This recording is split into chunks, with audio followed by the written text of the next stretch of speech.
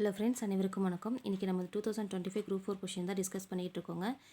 இன்றைக்கி என்ன கொஷின் பார்த்தீங்கன்னா 9th கொஷின், பொருந்தாத இணையை கண்டறிக. இப்போ இணைங்கும் போது இது பார்த்தீங்க அப்படின்னா இணை எழுத்துக்கள் அப்படிங்கிற தலைப்பு கீழே வருங்க.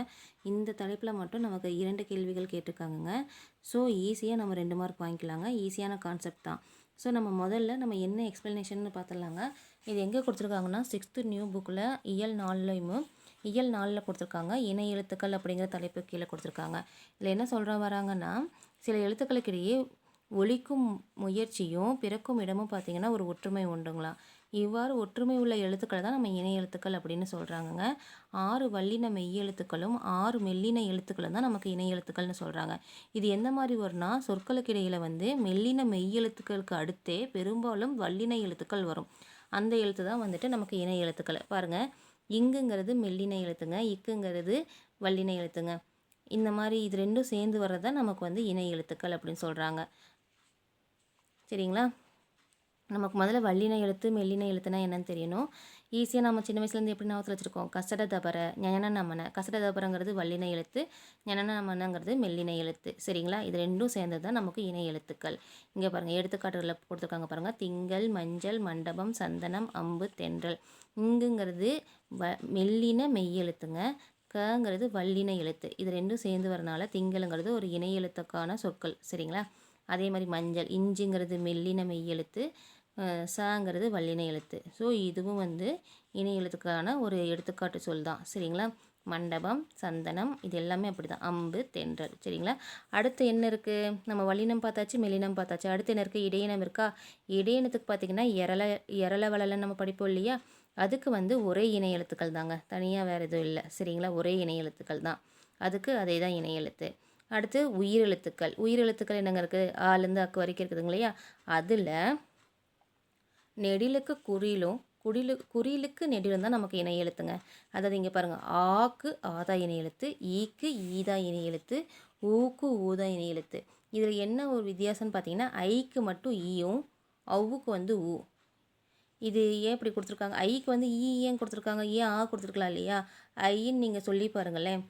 ஐ அப்படிங்கும்போது ஈங்கிற சவுண்டில் வருது இல்லையா? அதனால தான் ஐக்கு ஈ இணை எழுத்து, ஊ சவுண்டு வருதுங்களா? அதனால தான் அவ்வுக்கு ஊ இணை எழுத்து.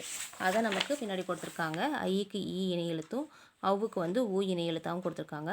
இதில் பாருங்கள், உயிர் எழுத்துக்கள் எப்போவுமே சேர்ந்து வருவதில்லைங்க. அது எந்த சமயத்தில் சேர்ந்து வரும் அப்படின்னா, அளபடியில் மட்டும்தான் வரும். எப்படி வரும்? நெடிலை தொடர்ந்து அதற்கு இணையான இணை எழுத்தான குறில் வருங்க. சரிங்களா? எடுத்துக்காட்டு பாருங்கள். ஓதல், தூ ஊம், தளி ஈ. சரிங்களா? இப்போ ஓக்கு என்ன இணை எழுத்து? ஓ தானே. ஓதல், தூ ஊ வருதுங்களா? தூ ஊம். சரிங்களா? தளி ஈ.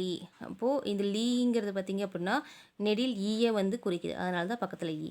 இந்த மாதிரி வரது எல்லாமே அளபடையில் மட்டும்தான் நமக்கு என்ன வருங்க? உயிரெழுத்துக்கள் இணை எழுத்தாக வரும். மற்ற வேறு எங்கேயுமே நமக்கு வராது.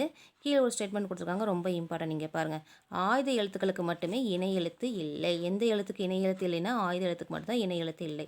இப்போ வாங்க நம்ம கொஷினுக்குள்ளே போகலாம். இங்கே பாருங்கள், பொருந்தாத இணைன்னு கொடுத்துருக்காங்களா?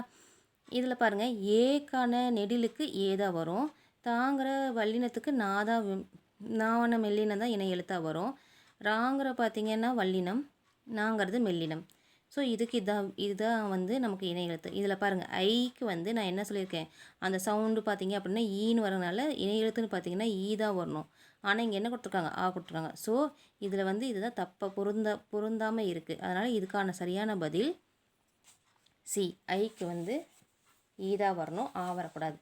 அடுத்து இங்கே பாருங்கள், அதே கொஷின் பேங்க்கில் 60வது கேள்வியில் பாருங்கள், கூற்று காரணம்னு கொடுத்துருக்காங்க. என்ன கூற்று கொடுத்துருக்காங்க? மெய்யெழுத்துக்களைப் போலவே உயிர் எழுத்துக்களிலும் இணை எழுத்துக்கள் உண்டு. ஆமாங்க, மெய்யெழுத்துக்கள் போலவே உயிர் எழுத்துக்கள் இணை எழுத்து உண்டு. அதை நம்ம பார்த்தோம் இல்லையா? அதுக்கு காரணம் என்ன கொடுத்துருக்காங்கன்னு பாருங்கள். உயிர் எழுத்துக்களில் குறிலுக்கு நெடிலும் நெடிலுக்கு குறிலும் இணை எழுத்துக்கள் ஆகும். ஆமாங்க, உயிர் எழுத்துக்களில் குறிலுக்கு நெடிலும் நெடிலுக்கு குறிலும் அப்படிங்கிறது என்னங்க? ஆக்கு ஆ, ஈக்கு ஈ. இது ரெண்டும் தான் இணை எழுத்து. சரிங்களா? அது எதில் வரும்னு சொன்னோம், நம்ம அளபடையில் மட்டும்தான் அந்த மாதிரி உயிர் எழுத்துக்கள் வரும் அப்படின்னு நம்ம பார்த்தோம் இல்லையா? இந்த ஸ்டேட்மெண்ட்டில் உயிர் எழுத்துக்களில் குறிலுக்கு நெடிலும் நெடிலுக்கு குறிலும் இணை எழுத்துக்கள் ஆகும். ஸோ இது சரிதான். ஸோ இது கூற்றும் சரி, காரணமும் சரி. சரிங்களா? பார்த்துக்கோங்க. நன்றி.